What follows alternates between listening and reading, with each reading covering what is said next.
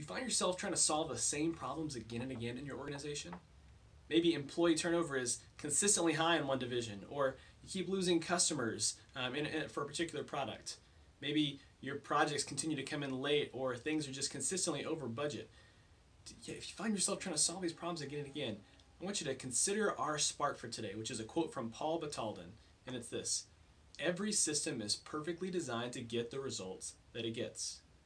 Now, what does that mean? Well, if you have a pancake making machine and it's cranking out pancakes and you want waffles, you don't complain to the pancake machine and you don't talk to it. You don't put in a performance improvement plan. You change the machine to make it actually produce waffles. That seems kind of obvious, right? But we don't think about our organizations in the same way oftentimes. We think about the behaviors as driven by people and by their choices and by their failures oftentimes. And to a certain extent that's true, but we also have to think about how the system perpetuates things like this. A great example of this is a story that James Clear tells in his book Atomic Habits about John Henry Patterson, a small business owner back in the mid-1800s. And Patterson had this issue of employee theft. Back then there are no security cameras, there's no electronic transaction logging, and so someone comes in and buys something, I could just pocket the receipt, take the cash they gave me, and no one's the wiser. But he knew he had a theft problem, and rather than try and stay up all night and watching the employees like a hawk, he thought, how can I solve this problem in a systemic way? And so at the time there was this brand new invention called the cash register. And the cash register collected receipts and locked up the money so that theft became a lot more difficult. And so he bought 2 of these machines, and wouldn't you know it, his employee theft disappeared overnight.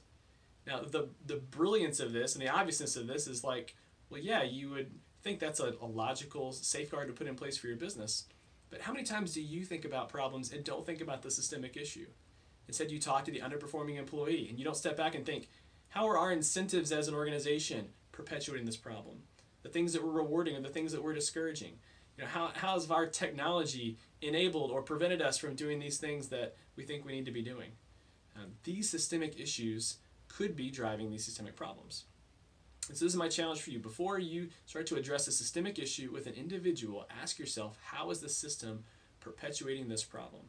As Jim Collins says, if you manage the system, you don't have to manage the people. The system will help the people produce the things they need to produce. And so go out today, think about the systems, how you can make those systemic changes to produce systemically better results. Now, if this idea is helpful, please share it with your friends and coworkers, subscribe to the YouTube channel, make sure that more people are solving systemic problems in a systemic way.